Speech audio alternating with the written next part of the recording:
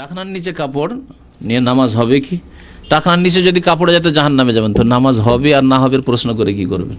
যে কোনো সময় নামাজে হোক আর নামাজের বাইরে হোক, টাকনার নিচে কাপড় গেলে নবী সাল্লাল্লাহু আলাইহি ওয়াসাল্লাম কি বলেছেন? মা আসফালা মিনাল কাবাইনি মিনাল ইজারি ফিন্নার। বুখারীতে, বুখারী বাংলা তরজমা হয়েছে, দেখে নেবেন, জাহান্নামে যাবে। আচ্ছা, এই হাদিসে অহংকারের কথা বলেন। এক শ্রেণীর লোকের আজকাল বলে যে না না, অহংকার থাকলে ওইটা হবে, আর আমার অহংকার নেই, আমার কাপড় যদিও লম্বা রেখেছি কিন্তু আমার অহংকার নেই। প্রথম কথা, এর উত্তর, দুটো উত্তর দেব। একটি উত্তর যে নবী সাল্লাল্লাহু আলাইহি ওয়াসাল্লাম জাহান্নামের যেখানে কথা, শাসনের কথা বলেছেন, সেখানে অহংকার শব্দটি আসেনি ওই হাদিসে, বুখারীর হাদিসে। দুই নম্বর উত্তর যে ঠিক আছে, তোমার অন্তরে অহংকার নেই বা আছে, এর সার্টিফিকেট তোমাকে কে দেবে? আবু বকর রাদিয়াল্লাহু তাআলা আনহুকে সার্টিফিকেট দিয়েছেন রাসূলুল্লাহ সাল্লাল্লাহু আলাইহি ওয়াসাল্লাম। আবু বকর রাদিয়াল্লাহু পেটটা একটু বড় ছিল, পেট বড় হয়ে যায় শেষ জামানে, অনেকের পেট একটু বড় থাকে, বড় হয়ে গেছিলো, তো কাপড় পরতেন লুঙ্গি এজার, তো মাঝে মাঝে ঢিলা হয়ে নিচে নেমে যেত। তো একদিন একবারে কাঁদতে কাঁদতে চলে, ইয়া রাসূলুল্লাহ, হাদিস আছে জাহান্নাম, তবে তো জাহান্নামে চলে যাব। নবী করিম সাল্লাল্লাহু আলাইহি ওয়াসাল্লাম বলছেন, আনতা লাস্তা মিনহুম, তুমি তাদের অন্তর্ভুক্ত না। কারণ ইচ্ছে করে তোমার কাপড় নামে না, কাপড় ছোট করেই তৈরি করা হয়েছে, লুঙ্গি ছোটই আছে কিন্তু পেট থেকে ফসকে, এক তো খিদা আসে, আর পেট বড় আছে, ফসকে নিচে চলে যায়, তুমি তাদের অন্তর্ভুক্ত না। তাহলে নবী সাল্লাল্লাহু আলাইহি ওয়াসাল্লাম আবু বকরকে সার্টিফিকেট দিয়েছেন, কিন্তু আপনি যে বলছেন আমার অহংকার নেই, আপনাকে কে সার্টিফিকেট দেবে আপনার অন্তর অহংকার নেই?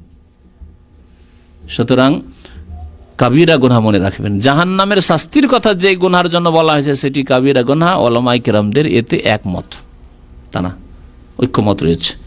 সুতরাং এই কাজ করবেন না। নামাজ হবে হবে না এই পেরেশানিতে যায় না। নামাজ পড়ার সময় একটু গুটিয়ে নিলেন, আর নামাজ পড়ে এসে দরজায় এসে আবার জাহান্নামে যাওয়ার কাজ করলেন। এটা কি করে মুসলমান হইতে পারে? মসজিদ যাচ্ছে নামাজ পড়ার জন্য, জান্নাতে নেব এই উদ্দেশ্যে, নামাজ পড়ার উদ্দেশ্য হচ্ছে জান্নাতে নেওয়া, আর যেই মসজিদ থেকে বেরিয়ে গেলাম জাহান্নাম নেওয়ার জন্য, কাপড় কাপড় টাকা নিচে নামিয়ে দিলাম। এটা এক মুসলমানের জীবনে এই বৈপরীত্য কি করে হইতে পারে? হতেই পারে না এরকম। আসলে পাপীদেরকে বিভিন্ন বাহানা চাই, তার মধ্যে এটা একটা বাহানা। নবী সাল্লাল্লাহু আলাইহি ওয়াসাল্লাম বলেছেন, মা আসফালা মিনাল কাবাইনি মিনাল ইজার। ইজার তখনকার জামানায় বলা, ইজার মানে শাব্দিক অর্থ লুঙ্গি অবশ্য, তার মানে লুঙ্গিতে শুধু জাহান্নাম হয়, আর পায়জামাতে হবে না, প্যান্টে হবে না, তাহলে জুব্বাতে হবে না। জুব্বাকে কি এজার বলছে? এজার আরবি শব্দের অর্থ হচ্ছে যে শরীরের নিম্নভাগ যা দিয়ে ঢাকা হয় তার নাম হচ্ছে এজার, আর ওপর ভাগ যা দিয়ে ঢাকা হয় তার নাম হচ্ছে রেদা। যেন এহরামের কাপড়ে ওপরে যেটা পরে একই সেম কাপড়, কিন্তু ওপরে যেটা পরছেন সেটার নাম হচ্ছে রেদা, আর নিচে যেটা বাঁধলেন ওটার নাম হচ্ছে এজার। সে কেরালার মতো খোলা লুঙ্গি থাক আর আমাদের মতো শিলা লুঙ্গি থাক, যেরকমই থাক না কেন, ও হচ্ছে এজার। এজার নিচেরটা এজার, ওপরেরটা রেদা। নবী সাল্লাল্লাহু আলাইহি ওয়াসাল্লাম বলছেন যে এজার যদি নিচে যায়, কারণ নিচে থাকে ওটা, নিচে যদি টাকনার নিচে যায় তাহলে জাহান্নামে যাবে। দুটি শাস্তির কথা বলা হয়েছে। আর একটা বলা হয়েছে, মান জাররা সাওবাহু খাইলা আলাম ইয়ানজুরিল্লাহু ইলাইহি ইয়াওমাল কিয়ামা, যেই ব্যক্তি অহংকার করে কাপড় ঘষ্টাবে, কাপড় ঝুলাবে, আল্লাহ পাক তার দিকে রহমতের নজর দেবেন না। তার রহমতের নজর দেবেন না অহংকার করলে। আর বিনা অহংকারে তুমি খামাখা তৈরি করেছো লম্বা করে যদি করো এরকম, তাহলে জাহান্নামে যেতে হবে।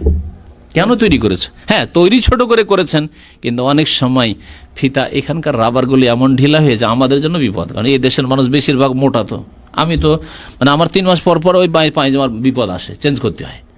পায়জামা নতুন আছে, ওকে ফেলতে মায়া লাগে, আর এইদিকে রাবার মোটা মানুষের জন্য পাঠাচ্ছে চায়না থেকে তৈরি করে, আর কোথা থেকে তৈরি করে পাঠাচ্ছে মোটাদের জন্য তৈরি। আমরা তো অত মোটা মানুষ নাই, দেখা যায়। আর আবার লম্বার সাথে এরা মোটাও কম নয়।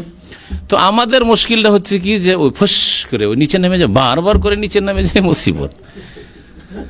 তো যার অনিচ্ছাকৃত নেমে যায় সেটা আলাদা, কিন্তু আমাকে কিনতে হবে টাকনার ওপর করে, তৈরি করতে হবে টাকনার ওপর করে।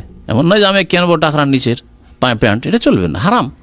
আপনার তখন থেকে অসৎ নিয়ত যে আপনি টাকনা ঢেকে আপনি কাপড় পরবেন। আর এই কাবিরা গুনাহকে গুনাহই মনে করেন না আজকালকার মুসলমান, বরং এটাকে ভদ্রতা, ফ্যাশন, না হলে অসভ্য বলবে, সভ্যতা। এই সভ্যতা, হারাম সভ্যতা করবেন। আল্লাহ হিদায়াত করেন মুসলমানদেরকে, আমিন ইয়া রাব্বাল আলামিন। সাল্লাল্লাহু নবিয়িনা মুহাম্মদ ওয়া আলা আলিহি ওয়া সাহবিহি। এক ভাই বলছেন যে আমি সৎ মায়ের সাথে খারাপ ব্যবহার করেছি, সেটা আপন মায়ের সাথে অসৎ ব্যবহারের তুল্য কিনা? তুল্য যদিও না হয়, কিন্তু কাবিরা গুনাহ, আর কাবিরা গুনাহের পরিণাম হচ্ছে জাহান্নাম, যদি বিনা তওবায় থাকেন, এখনো সংশোধন করলেন না। কারণ সেটি আপনার মা না হলেও আপনার আব্বার স্ত্রী। সুতরাং আপনার আব্বা সামান্য যদি কষ্ট হয় ওই তার স্ত্রীকে, তাহলে আপনার আব্বাকে কষ্ট হয়েছে। আর আব্বাকে যদি কষ্ট হয় তাহলে অবশ্যই অবশ্যই জাহান্নামে যেতে হবে।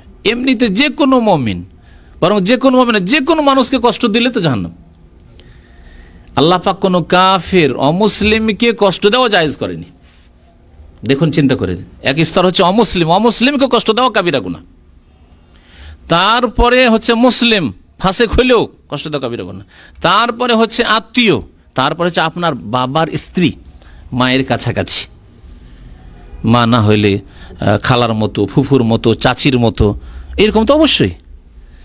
তাহলে কতটুকু কাবিরা গুনার পর্যায়ে গিয়েছে আপনি চিন্তা করুন এবং আল্লাহর রাস্তায় তওবা করুন। তওবার রাস্তা খোলা আছে। আর মানুষের হকের ক্ষেত্রে তওবার শর্ত হচ্ছে যে মাফ নিতে হবে, আপনার ওই সৎ মায়ের কাছে মাফ নিতে হবে। এমন নয় যে আল্লাহর কাছে শুধু তওবা করলেন আর আপনার সৎ মায়ের কাছে আপনি লজ্জায় অথবা অহংকারে আমি আবার সৎ মাকে অন্যায় করেছি এই কথা স্বীকার করবো তার কাছে গিয়ে, না, মাফ হবে না, মাফ হবে না, মাফ নিতে হবে তার সামনে গিয়ে স্বীকার করে। যে বিসমিল্লাহ সম্পর্কে শেখ, এখানকার একজন বড় শেখ, আমি ওই পবিত্রতা সম্পর্কে যে বইটি গত বছর বিতরণ করা হয়েছে সেই বইয়ে এই মাসলা আছে। বলেছেন যে যখন বাথরুমে ঢুকবেন তখন বিসমিল্লাহ বলে ঢুকবেন, আর এই নিয়তে ঢুকবেন যে এটি আমার বিসমিল্লাহ, ওজুর বিসমিল্লাহ, বিসমিল্লাহ বলে ঢুকবেন, যথেষ্ট।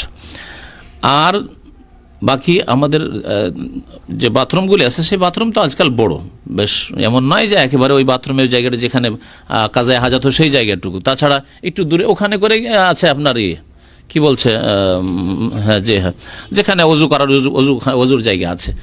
সুতরাং এই ক্ষেত্রে আমি মনে করি যে বিসমিল্লাহ পড়লেও কোনো দোষ নেই। আজকাল হোটেলে অথবা বাড়িতেও অ্যাটাচ যে বাথরুম হচ্ছে, দরজা খোলা থাকছে, আপনি ঘরে শুয়ে থাকছে 24 ঘন্টা, এখানে কোরআন পড়তে পারবেন না? পারবেন না। ওখানে যে দরজা আর ওখানে তো বাথরুম পাশে, 1 মিটার দূরে, কেমন করে পারছেন তাহলে? সুতরাং এই সংশয়গুলি আসলে গুরুত্বপূর্ণ বিষয়গুলি আমরা জানি না, সংশয় শুধু আছে, এগুলি হচ্ছে ওয়াসওয়াসা, কিছুই না। একেবারে কাজা হাজাতের জায়গাটুকু নাপাক জায়গা, আপনি কি বলবেন যে বাকি ওই জায়গাগুলো নাপাক? পুরোটাই নাপাক। রাত দিন পানি দিয়ে ধুইতে আছেন, পরিষ্কার করতেন, তারপর সবগুলি নাপাক হয়ে গেল নাকি? তাহলে আপনার ঘরে অ্যাটাচ বাথরুমওয়ালা ঘরও নাপাক, হোটেলও নাপাক। তাহলে যাই হোক, সতর্কতা হচ্ছে যে বাইরে থেকে বিসমিল্লাহ পড়ে যায়, কেউ যদি ভুলে যায় পড়ুক, বিষয় তো সেখানে। জি, প্রশ্ন করছে যে হাসরের মাঠ কোথায় হবে? অনেকে বলে থাকে যে আরাফাতে হাজি আটে না। দামামের লোকটি যদি আরাফায় চলে যায় তাহলে সব মরে শেষ হয়ে যাবে, ভিড় বাড়ে। জাহেলদের কথা এগুলো, আমাদের সব মূর্খদের কথা। বরং ছোটকালে শুনতাম যে হাজিরা গিয়ে বলতো যে মক্কায় হারেম শরীফের সামনে ওই তারাজু দেখে এসছি। তারাজু বুঝেন? দাঁড়িপাল্লা, আঞ্চলিক ভাষা তারাজু বলে না দাঁড়িপাল্লাকে। দাঁড়িপাল্লা দেখেছি, কি হবে? ওতে নেকি বদি মাপা হবে, নকিদ বদি মাপার এই ধারণা নিয়ে ছোটকালে অনেক দিন ছিলাম। তারপরে মক্কা মদিনা এসেও দাঁড়িপাল্লা খুঁজেই পাই না, কোথায় যে দাঁড়িপাল্লা আছে। ওই রকমই যেমন এক বক্তা বলেছে, দেশের এক বক্তা বলেছে যে আমি তাইফে গেলাম, তাইফে গিয়ে নবী সাল্লাল্লাহু আলাইহি ওয়াসাল্লাম 1400 বছর আগে কোথায় রক্ত ঝরে পড়েছে, রক্ত নাকি দেখে গেছে। বক্তা, প্রসিদ্ধ বক্তা বলছে তাইফে এসে রক্ত। আমরা এই দেশে 20 বছর থেকে কোথাও রক্ত দেখতে পেলাম না। একবার কখন নসিব হয়েছে তাইফ আসা, ও তাইফে রক্ত দিয়ে গেছে। বর্ণামীর সীমা আছে? আপনারা তো বলেন যে নাম ধরে বলা ঠিক না, নাম ধরে বললে কষ্ট হবে, তো এত নাম না ধরে বললে যথেষ্ট, এতটুকু সংশোধনের জন্য। যেগুলো গুমরাহি সব।